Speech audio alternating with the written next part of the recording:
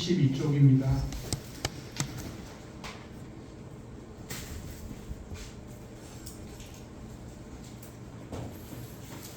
오늘 본문 말씀 야고보서 2장 1절부터 7절까지 말씀을 저와 여러분이 한 절씩 돌아가면서 읽고 마지막 7절은 합독하도록 하시겠습니다. 내 형제들아, 영광의 주 곧 우리 주 예수 그리스도에 대한 믿음을 너희가 가졌으니 사람을 차별하여 대하지 말라. 만일 너희 내게 금가락지를 끼고 아름다운 옷을 입은 사람이 들어오고 또 낭만 옷을 입은 사람이 들어올 때 너희가 아름다운 옷을 입은 자를 눈여겨보고 말하되 여기 좋은 자리에 앉으소서 하고 또 가난한 자에게 말하되 너는 거기 서 있든지 내 발등상 아래에 앉으라 하면 너희끼리 서로 서별하며 악한 생각으로 판단하는 자가 되는 것이 아니냐. 내 사랑하는 형제들아, 들을지어다. 하나님이 세상에서 가난한 자를 택하사 믿음에 부요하게 하시고 또 자기를 사랑하는 자들에게 약속하신 나라를 상속으로 받게 하지 아니하셨느냐. 너희는 도리어 가난한 자를 업신여겼도다. 부자는 너희를 억압하며 법정으로 끌고 가지 아니하였느냐. 그들은 너희에게 대하여 일컬은 바 아름다운 이름을 기방하지 아니하느냐. 이 시간 우재영 목사님 나오셔서 사람을 차별하여 대하지 말라라는 제목으로 말씀 전해주시도록 하겠습니다.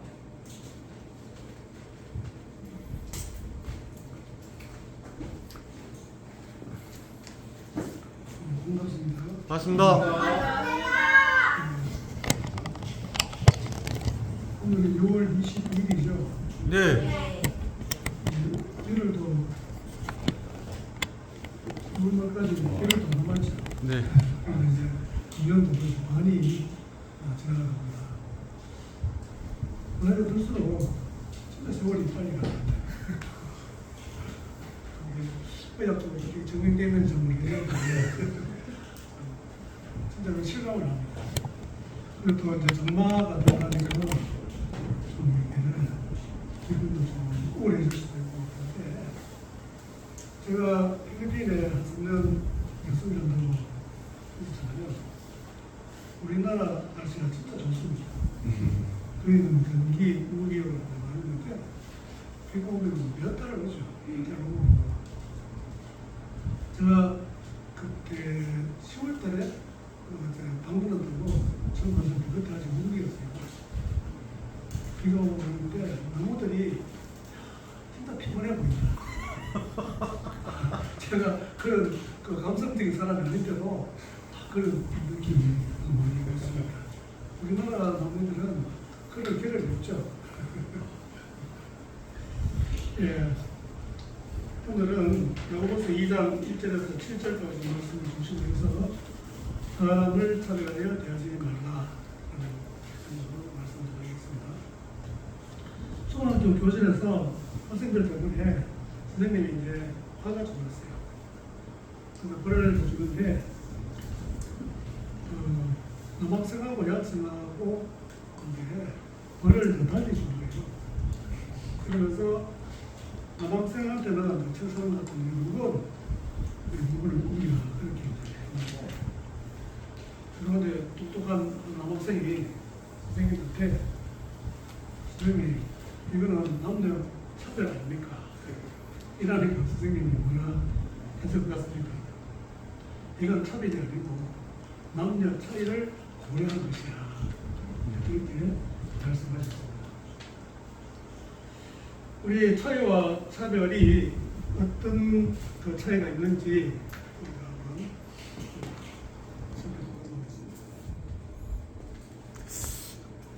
살펴보겠습니다. 차이는 서로 같지 아니하고 다른 또는 그런 정도나 상태 혹은 사람들이 서로를 구별할 수 있는 특성 이것을 이런 차이라고 설명을 합니다. 그 사람들은 겉으로 드러나는 신체적 차이뿐만 아니라 성격, 지능, 종교, 문화, 그 정치적 견해 이것도 다 다르죠. 이런 차이 때문에 이 세상은 다양한 모습을 보인다고 생각합니다. 그런데 이제 차별은 둘 이상의 대상을 각각 등급이나 수준 따위의 차이를 두어서 구별을 하는 것, 혹은 합당한 이유 없이 차이를 근거로 불이익을 주는 것, 이렇게 정의를 하고 있습니다. 우리도 이제 아까 초대에도 말씀드렸지만 남녀 차별, 그다음에 장애인 차별, 학력 차별, 인종 차별, 또 가난한 자 차별, 이런 그 차별들이 많이 일어나고 있습니다. 그래서 요즘은 직원을 채용할 때 블라인드 채용을 하도록 법적으로 규정하고 있도록 합니다. 블라인드 채용은 차별적인 평가 요소를 가리고, 다시 말해서 출신지, 가족관계, 학력, 외모 등 이런 것을 고려하지 않고 지원자의 업무 수행 능력을 따라보는 제도입니다. 이렇게 차이와 차별에 대한 올바른 이해를 가지고 오늘 본문에서 말하는 교회 공동체 안의 차별에 대해서 한번 생각해 보자 합니다. 1절에서 이 단락의 핵심 교훈을 말하고 2절에서 4절은 그 교훈을 신뢰로 들어 설명을 하고 5절에서 13절은 그 교훈에 대한 이유들을 설명하고 있습니다. 오늘은 7절까지만 살펴보는데 그 전에 사람들이 차별하는 일반적인 이유 이 몇 가지를 한번 생각해 보면 좋겠습니다. 첫째는 다른 것을 틀린 것으로 생각하기 때문입니다. 자매가 있는데 동생이 나는 언니와 다르게 생겨서 이렇게 해야 되는데 언니는 나와 틀리게 생겨서 이렇게 하면 우리말을 잘못 이해하고 있다는 거죠. 또 시험 문제는 정답이 있기 때문에 이 답은 달라 라고 말하면 안 되고 이 답은 틀렸어 라고 이야기를 해야 되죠. 피부색의 경우 여러 피부색이 있는데 거기에 옳고 그런 피부색은 없잖아요. 그럼 두 번째, 우리는 우리의 독선과 편견이 차별을 가져옵니다. 장애인, 여성, 이주민 등에 대한 편견은 한마디로 그들이 열등하다 혹은 부족하다 하는 생각에서 나오는 것으로 봐야겠습니다. 이런 사람들은 자기와 다른 사람들에 대해서 편견을 가지는 경향이 있습니다. 이런 편견은 차이로 보지 않기 때문에 생기는 것이죠. 그러면 사람을 제대로 평가할 수 없게 됩니다. 이런 편견이 차별을 가져오는 겁니다. 아마도 이것이 차별을 하게 되는 가장 큰 이유가 아닌가 생각합니다. 내 안에 차별주의자라고는 책이 있는데 라우라 비스페커라는 분이 있었습니다. 그 두 제목이 보통 사람들의 욕망에 숨어든 차별적 시선으로 되어 있습니다. 이 책은 끊임없이 선을 긋고 우월해지고 싶어하는 사람들의 욕망을 해부합니다.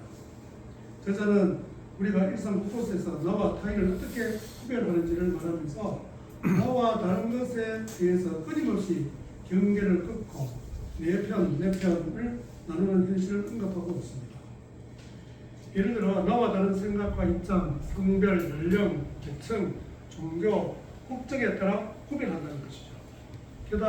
게다가 우리와 저들을 가장 손쉽게 경계짓는 배제와 멸시의 표시로 나와 다른 사람들에게 꼬리표를 붙인다는 겁니다. 이런 것들이 사회적으로 어떻게 차별을 공고히 하는지를 말하고 그 결과 우리가 다른과 존중과 공생과 대화가 들었을 자리를 점점 잃어가는 것에 대해서 저자는 안타까움을 표현하고 있습니다. 소의 행동은 신분의 상징이 되고 직업은 정체성이 되며 정치적 다름은 적개심이 된 시대입니다. 이에 저자는 내 안의 차별적 시선과 사고의 모습을 쫓아가며 평등의 의미, 소통의 방식, 공생의 의미를 되돌아봅니다. 이런 책을 통해 우리 자신을 성찰해 볼 수 있다면 책값이 안 아깝겠죠. 세 번째, 차별은 기득권자가 이미 자신이 가진 것을 지키려 하기 때문입니다. 남성 위주 사회에서 남성은 자신이 가진 권력을 여성과 나누기 싫어합니다. 비장애인 위주의 사회에서 장애인에게 같은 권리를 주려면 비장애인이 이미 누리고 있는 것을 많이 포기해야 합니다. 또 많은 불편을 감수해야 합니다. 이런 생각은 비장애인들이 손해를 본다는 생각으로 이어지는 것 같습니다. 과거 미국에서 흑인에게는 선거권을 주지 않았죠. 여기에는 백인들 자신이 누리는 권력을 계속 유지하고자 하는 마음으로 한 몫을 한 것입니다. 그러면서 흑인을 노예로 삼는 것이 아무 문제가 없고 오히려 성경적이라고 성경을 왜곡하기까지 했습니다. 이렇게 다른 사람들을 차별하는 일반적인 이유들이 있는데 성도들도 여기서 그렇게 자유롭지 못한 것 같습니다. 필리핀에 있는 한국 선교사 전략학교인 마닐라 한국 아카데미에서도 제가 여기서 선교 사역을 했는데 일부 한국 학생들이 또 그런 모습을 보이는 것을 봤습니다. 필리핀 선생님들 좀 무시하는 그런 태도를 보이죠.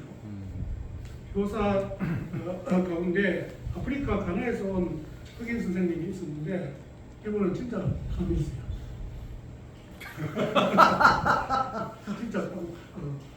진짜 저도 그런 흑인을 드물게 봤는데 진짜 감이 있습니다.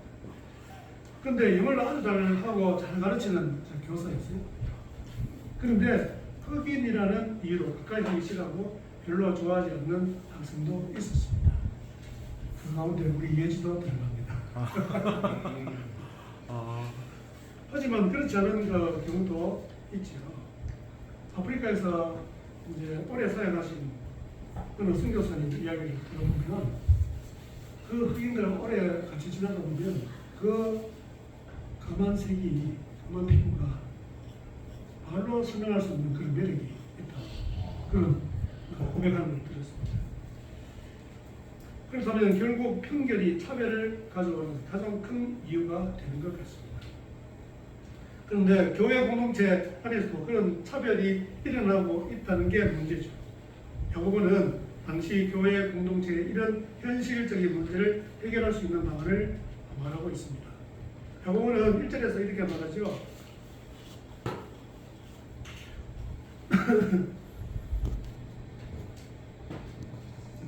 네, 형제들아, 영광의 주 곧 우리 주 예수 그리스도에 대한 믿음을 너희가 가졌으니 사람을 차별하여 대하지 말라.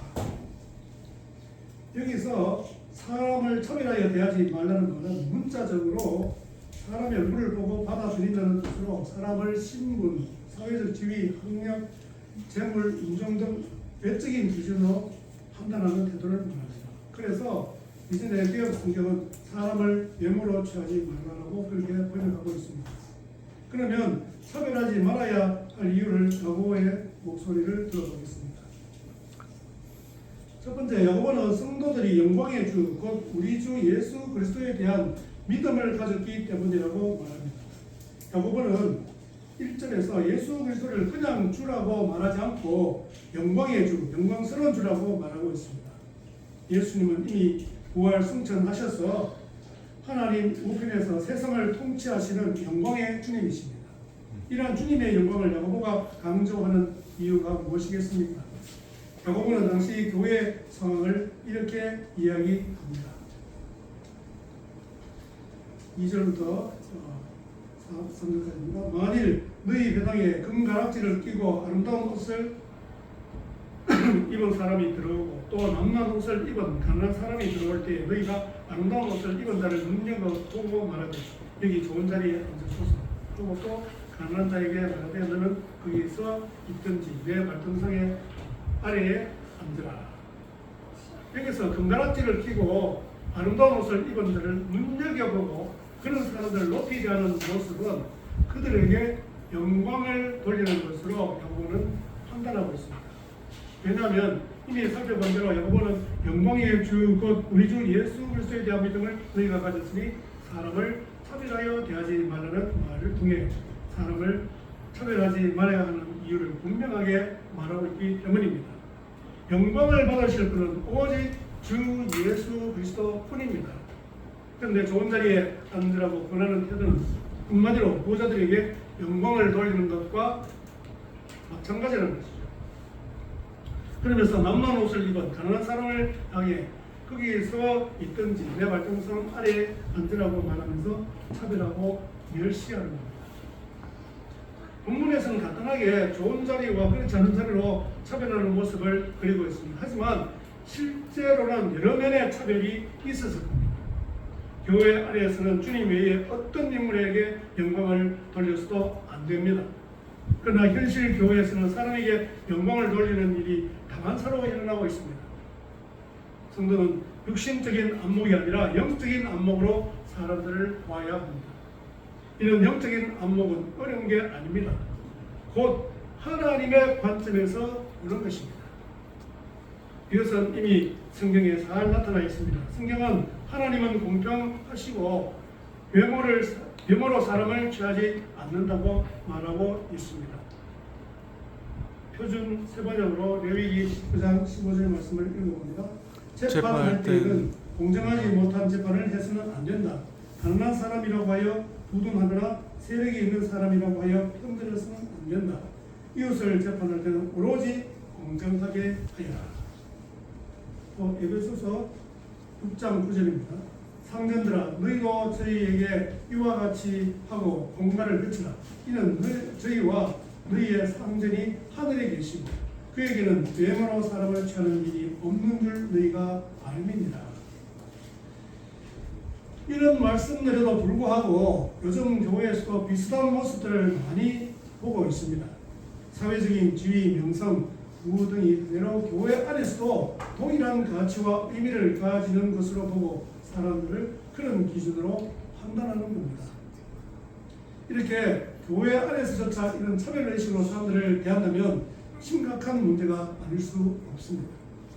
교회야말로 모든 사람들이 하나님 앞에서 평등하다는 사실을 구체적으로 실천하고 실현하는 것입니다. 교회가 세상과 같은 관점과 가치관을 가지고 있다면 교회가 존재해야 할 아무런 이유가 없습니다. 예수님을 영광의 주라고 표현한 의미를 깊이 생각하고 서로 간의 영광을 취하려는 생각을 아예 버려야 합니다. 그렇지 않으면 그건 곧 하나님의 뜻을 거스르는 일이 됩니다. 둘째, 야고보는 성도들끼리 서로 구별하며 악한 생각으로 판단하는 자가 되기 때문이라고 말합니다. 2019년도라고 기억하는데 그때 기생충이라는 영화 또는 보신 분 있을 겁니다. 10만 이상의 관객을 동원하는 아주 좋은 영화였죠. 그래서 영국과 미국의 아카데미 시상식에서 감독상, 작품상 등을 주은 영화죠. 현 사회의 모습을 비판적으로 너무나 잘 그려낸 영화라고 생각합니다. 김택의 가정과 박 사장의 가정, 두 가정의 관계에서 있는 일을 소재로 삼고 있죠. 두 가정은 하층민과 상위층을 대표하는 인물입니다. 이들을 구분하는 몇 가지 키워드가 나오죠. 공간적으로 반지하실과 높은 위치에 있는 저택이 그 가운데 하나입니다. 하지만 가장 두드러지게 나오는 것이 있는데 바로 냄새입니다. 중간중간 대화 속에서 가난한 사람들의 냄새에 대한 이야기가 나오고 있죠. 저는 이 영화를 보고 평점을 9.8점도 적어줬습니다. 아니나 다를까 아카데미상 많이 해봤고 그랬습니다.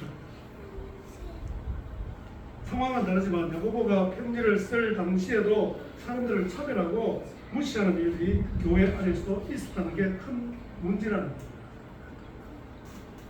4절에서 야고보는 너희끼리 서로 차별하며 악한 생각으로 판단하는 자 되는 것이 아니냐라고 말하죠.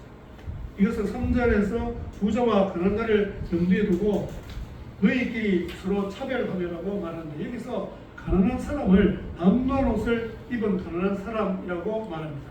여기서 남루한 옷에서 느껴지는 것이 바로 더러움과 냄새일 것입니다. 이런 차별에 대해서 바울은 로마서 14장 10절에서 이렇게 이야기합니다. 내가 어찌하여 내 형제를 판단하느냐? 어찌하여 내 형제를 업신여기느냐? 우리가 다 하나님의 심판대 앞에 서리라. 우리가 사람을 찾아가면 하나님 그걸 따지겠다는 겁니다. 심판대 앞에서. 두려운 말씀 아닙니까? 그런데 여호와는 서로 차별하며 악한 생각으로 판단하는 자가 되는 것으로 말합니다. 이것이 더 문제입니다. 차별은 악한 생각에서 판단하는 것이라고 분명하게 말하고 있습니다. 우리가 생기는 다양한 이유가 있겠지만 이런 차별에서 갑질이 생기고 불의가 생깁니다. 성도가 이런 차별의식으로 성도들을 구분하고 차별한다면 그것은 바로 죄를 짓는 것이고 불의를 행하는 것이며 결국 하나님의 심판을 받게 된다는 것이죠.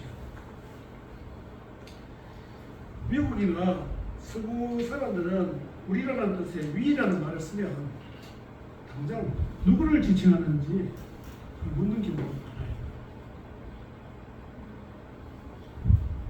그 후배가 뉴욕에서 공부하고 제 동기가 남부에서 공부하는데 이 두 친구가 나보니까 이렇게 같이 공부를 하는데 우리가 누군데? 당장 두 사람 똑같이 제가 경험했어요. 그만큼 그 문화 속에서는 그걸 확실하게 이제 구분을 한다는 거죠. 그런데 한국인은 구체적으로 말하지 않아도 우리의 경계를 어떻게 드러내는지 감으로 너무 잘 알고 있습니다. 이게 잘못된 것은 아니지만 부정적으로 생각하면 무의식 가운데 작동하는 구분 짓기와 차별의식이 이렇게 생겨나는 게 아닌가라는 생각을 해보았습니다. 정치인이 어느 지역에 가서 우리가 남이가 라고 하면 여러 가지 생각을 하게 됩니다. 저는 몰라도 저 개인적으로는 우리나라 사람들이 가장 차별의식이 심한 국민일 거라고 생각하고 있습니다. 아무튼 이것은 오랜 옛날부터 여러 민족과 나라에 있었던 인간 사회의 형태일 것입니다. 이것이 계급을 형성하는 방향으로 나가지 않나 이렇게 생각해 봅니다.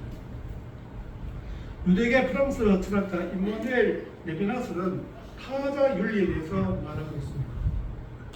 레비나스가 주장하는 윤리는 타자에 대해 무한 책임을 져야 하는 비대칭적인 관계를 일컫습니다. 내가 타자를 배려하는 것은 그 다음대로 어떤 것을 기대하는 것으로 오해해서는 안 된다는 겁니다. 타자란 나와는 근본적으로 다른 존재를 일컫습니다.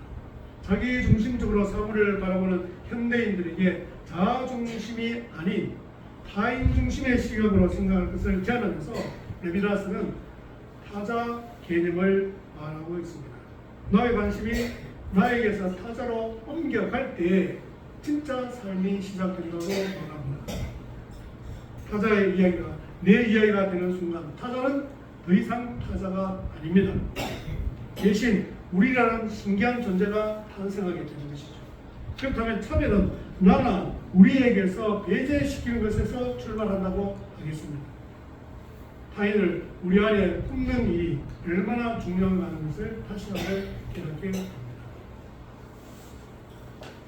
에베소서 2장 13절에서 16절 말씀입니다. 이제는 전에 멀리 있던 너희가 그리스도 예수 안에서 그리스도의 피로 가까워졌느니라. 그는 우리의 화평이신지라 둘로 하나를 만드사 원수된 것 곧 중간에 막힌 담을 자기 육체로 거시고 법정으로 된 계명의 율법을 폐하셨으니 이는 이 둘로 자기 안에서 한 세 사람을 지어 화평하게 하시고 또 십자가로 이 둘을 한 몸으로 하나님과 화목하게 하려 하시니라. 이렇게 예수님이 하신 일을 보면 우리끼리 서로 차별한다는 것이 얼마나 잘못이며 죄악인지 알 수가 있습니다. 하지만 사람들은 별 죄의식을 가지지 않고 차별하는 죄를 범하는 것 같습니다. 서구에서는 식민지 정책이나 인종차별 등을 교리적으로 합리화시키기도 했습니다. 여러분, 백인의 짐 혹은 백인의 의무라는 말을 들어보셨는지 모르겠습니다. 1899년 2월 스페인이 필리핀에서 물러나고 미국이 필리핀을 지배하게 되자 정글북을 쓴 영국 작가 르디어드 키플링이 백인의 짐으로 번역되는 The White Man's Burden이라는 그 시를 발표합니다. 여기서 그는 많은 악마, 많은 어린애인 필리핀인을 미국이 지배하는 것은 정당하다고 주장했습니다. 시는 모두 7명이며 각계는 백인의 짐을 져라. 영어로 이렇게 표현합니다. Take up the white man's burden. 이렇게 시작하고 있습니다. 키플링은 미개한 인종을 올바르게 이끄는 것이 백인이 져야 할 짐, 백인의 의무라고 역설합니다.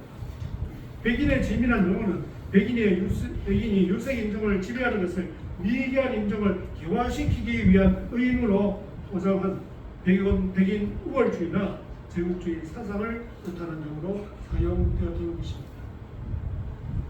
우리나라가 일본의 그 식민지 주변에 있을 때 그것을 미화하는 그것이 바로 이런 생각 때문에 하고 있는 거죠.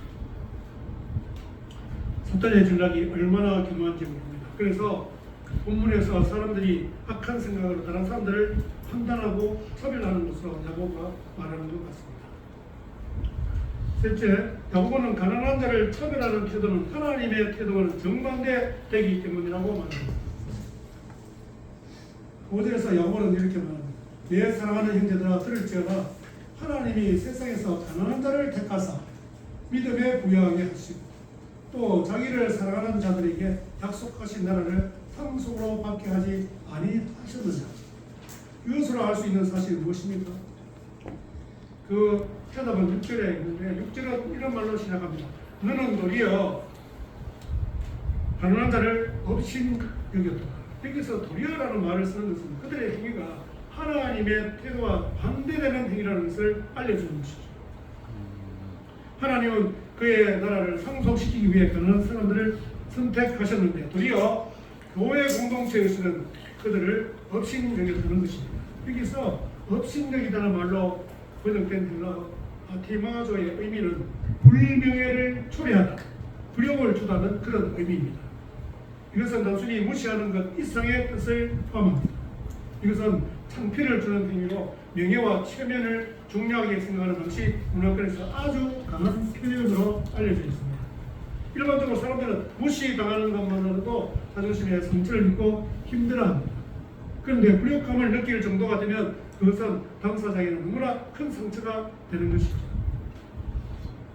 그러면 삶의 의미에 의문을 가질 수도 있습니다. 현 사회에서도 이런 이유로 살인까지 저지르거나 자살까지 하는 일들이 생각보다 많이 일어나고 있습니다. 일반 사회에서도 모욕감을 느끼고 굴욕감을 느낄 정도의 차별을 받는 것을 문제 삼고 있습니다. 그런데 하물며 교회 안에서 그런 일들이 일어난다면 어떻겠습니까? 심각하게 생각해야 합니다. 누가복음 1장을 보면 천사 가브리엘이 마리아에게 잉태하여 아들을 낳을 것이라고 그렇게 예언을 하고 있죠. 이에 응답해서 그녀가 소위 마리아 충만을 부르는데 거기에는 마리아가 고백하는 하나님이 어떤 분이신지 너무 잘 나오고 있습니다. 누가복음 1장 49절에서 53절까지 말씀입니다. 능하신 이가 큰 일을 내게 행하셨으니 그 이름이 거룩하시며 긍휼하심이 두려워하는 자에게 대대로 이르는 그의 팔로 힘을 보이사 마음의 생각이 교만한 자들을 흩으시고 권세 있는 자를 그 위에서 내리치셨으며 비천한 자를 높이셨고 줄이는 자를 좋은 것으로 배불리셨으며 부자는 빈손으로 보내셨도다. 이렇게도 부자 되기 원합니다. 우리는 하나님이 이런 분이시라는 것을 늘 마음에 두어야 합니다. 예수님은 당시에 사람들이 가까이 하지 않고 차별받는 세리와 죄인들의 친구가 되어주시고 그들과 함께 하셨습니다. 게다가 그리스도 안에서 모든 사람은 차별이 없는 존재가 되도록 예수님 십자가에 돌아가시고 부활하셨습니다. 그래서 바울은 갈라디아서 3장 28절에서 이렇게 이야기합니다. 그전 3번적으로 읽어봅니다. 유대 사람이나 그리스 사람이나 종이나 자유인이나 남자나 여자나 차별이 없습니다. 그것은 여러분이 그리스도 예수 안에서 다 하나이기 때문입니다. 이 하나라는 말은 우리가 똑같다 이 말이에요. 우리가 진짜 그런 생각을 가지고 있습니까? 저는 이 다고서 말씀을 준비하면서 다고가 우리에게 진짜 절실한 그런 말씀을 전해주고 있다 이런 생각을 해보았습니다. 우리는 감사공을 드리고 있습니다. 상식 많죠. 상식 많잖아. 짚는 기. 여기 보면 영신복음의 교편에 보면 여기 보면 상식에 대해서 식, 그다음에 지신했을 때 지. 이게 모두 안다라는 뜻인데 식은 겉모양만 알고 있는 것이고 그 다음에 지는 깨닫다, 이해하다와 같은 좀 더 심화된 그런 의미를 가지고 있습니다. 그래서 상식은 서로 앞면이 있다는 뜻이고 지심은 마음을 이해한다는 그런 뜻입니다. 그래서 이 구절을 번역하면 서로 얼굴을 아는 사람은 세상에 가득하나 마음을 알아주는 사람은 몇이나 있겠는가 하는 그런 뜻입니다. 우리가 인맥 관리 이런 거 많이 사람들 이야기하죠. 저는 뭐 인맥 관리는 전혀 관심도 없는데 제가 최소한 그 우선에 교육기술 했을 때 그때 인테리어 지금 제가 먼저 이야기하다가 인맥 이야기를 하더라고요. 인맥 관리를 잘해요. 저는 인맥 관리고 인자도 생각하는데 그런데 저는 자연스럽게 인맥이 형성이 되고 이렇게 경험이 있는데 그렇게 해서 사람들과의 관계를 잘 이루어가지고 나름대로 그것을 이제 자기가 앞으로 살아가는데 도움이 되는 그런 좋은 수단으로 쓴다는 거죠. 그런데 그런 사람은 몇만 명은 안 되면 무슨 소리 있겠습니까? 진짜 우리 마음을 알아주는 그런 사람, 나의 고통을 알아주는 사람, 나의 힘든 이 사정을 알아주는 사람, 그런 사람들이 우리 교회에 있어야 되겠습니까? 우리 교회뿐만 아니라 그렇지 않은 사람, 그런 사람들을 볼 때 안타까운 마음이 일어나는 그런 마음이 되어야 됩니다.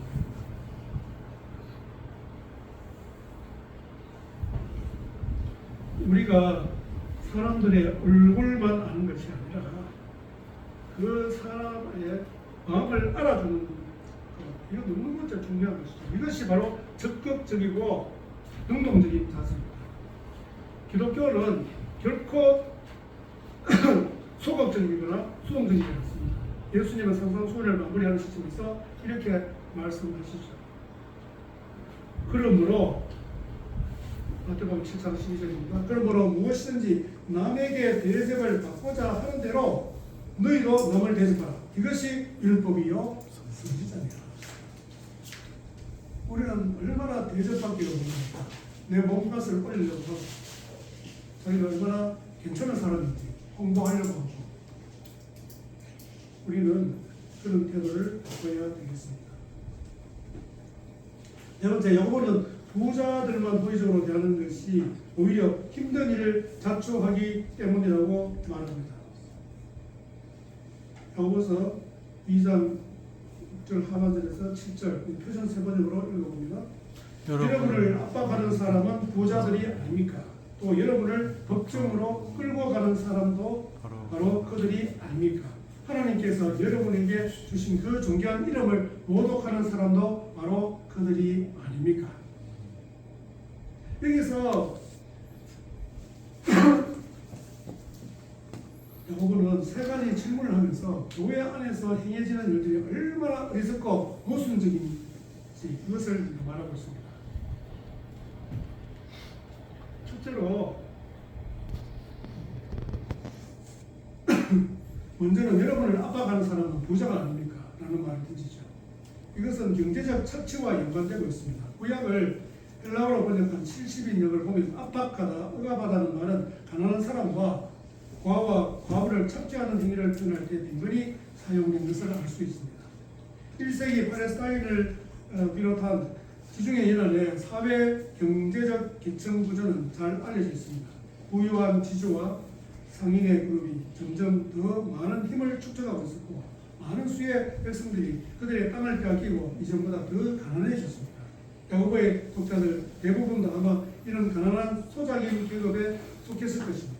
불법과 악행으로 그들을 가난으로 몰아넣은 사람들이 바로 부자들입니다. 둘째로 야고보는 이렇게 또 질문하죠. 여러분을 법정으로 끌고 가는 사람도 바로 그들이 아닙니까? 가난한 사람들은 여러 가지 이유로 더 가난하게 되고 빚을 지게 되었을 것입니다. 대개 이런 가난은 자꾸 악순환이 되죠. 그래서 그들을 더 힘든 상황으로 몰고 갑니다. 현 사회에서도 이와 비슷한 일들이 많이 일어나고 있죠. 그런데 부자들은 가난한 자들에게 은혜 베풀기는 도사하고 그들을 법정으로 끌고 갔을 겁니다. 그들은 부와 영향력을 이용해서 자신들에게 유리한 판결을 얻어내었을 것입니다. 이때 쓰는 말이 유전무죄, 무전유죄랍니다. 돈이 있으면 무죄, 돈이 없으면 유죄라는 그런 말을 우리 너무나 잘 알고 있습니다. 셋째로 하나님께서 여러분에게 주신 그 존귀한 이름을 모독하는 사람도 바로 그들이 아닙니까? 라는 질문을 던집니다.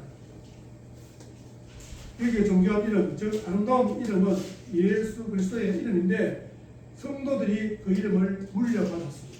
그래서 성도들이 예수에게 속하고 예수를 따르는 자로서 그리스도인으로 불리는 겁니다. 우리는 보통 사람이 아닙니다.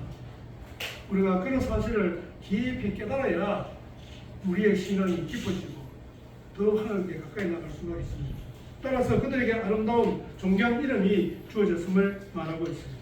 구약에서 하나님의 백성인 이스라엘이 주의 이름으로 불렸습니다. 그런데 이제 예수를 믿는 이방인들도 동일하게 주의 이름으로 불리게 되었죠. 사도행전 15장 16절 17절 말씀입니다. 이후에 내가 돌아와서 다윗의 무너진 장막을 다시 지으며 또 그 허물어진 것을 다시 지으리니 이는 그 남은 사람들과 내 이름으로 이름을 받는 모든 이방인들로 주를 찾게 하여 하시니라 하셨으니. 그런데 그 존귀한 이름이 오히려 모욕을 당하고 비방당하는 상황이 되었습니다. 동경의 대상이 되는 부자들이 그렇게 한다는 것입니다. 이 얼마나 모순된 일인지 모르겠습니다. 부자들이 위에서 말하는 행위들을 했다고 해서 모든 부자들이 다 그렇다 이렇게 일반화하면 안 되겠죠. 어쩌면 이것은 가난한 자들도 부자들을 동경하고 부자로 살고 싶은 마음이 있다는 것을 간접적으로 말해주는 것은 아닌가 하는 생각이 듭니다. 사람들의 마음이 참 강하다는 것을 이런 사실에서도 알 수가 있죠. 사람들은 합리적으로 생각하는 것 같지만 의외로 그렇지 않은 경우가 많습니다. 그것은 오히려 영적인 차원의 문제라고 보는 것이 옳을 것입니다.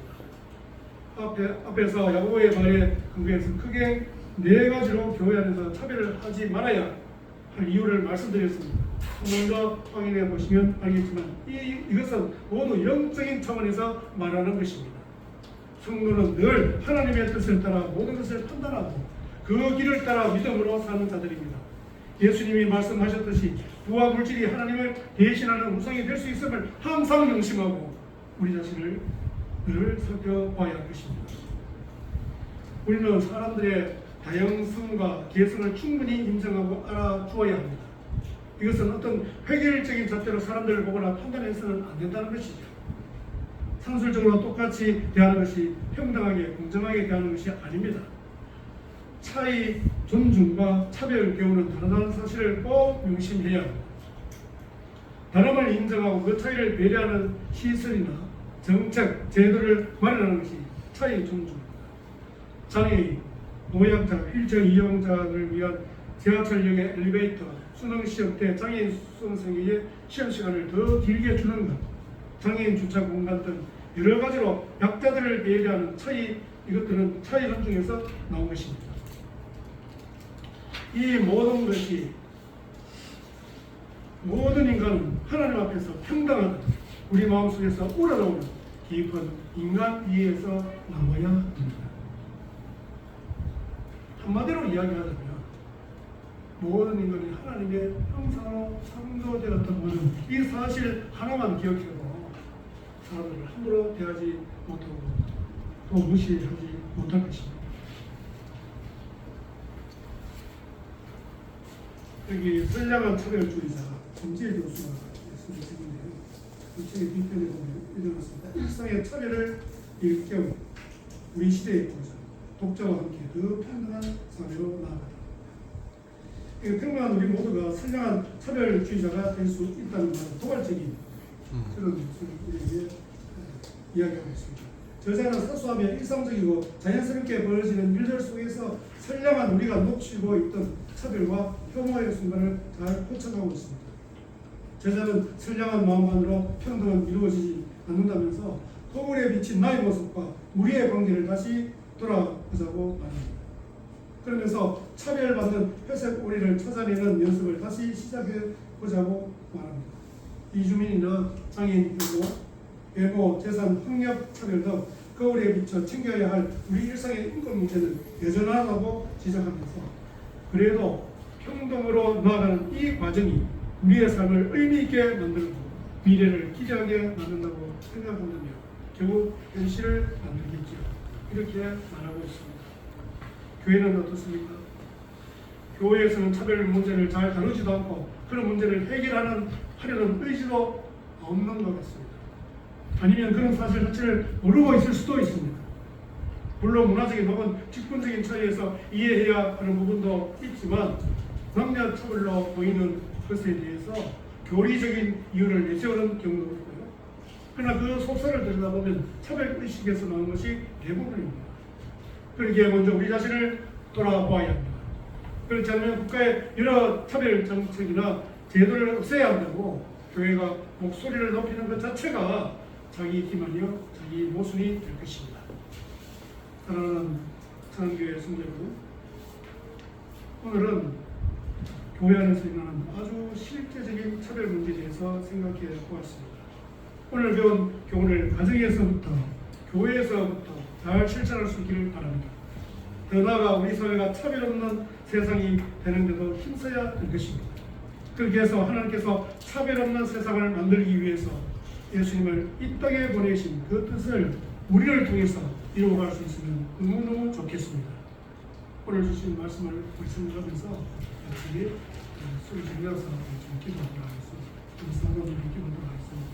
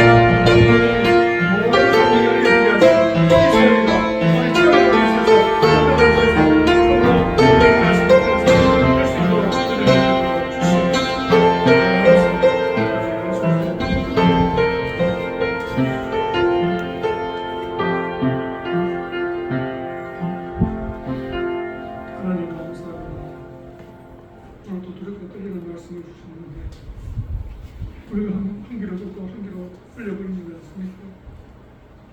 얼마 전에 우리의 불순종을 용서하여 주시옵소서.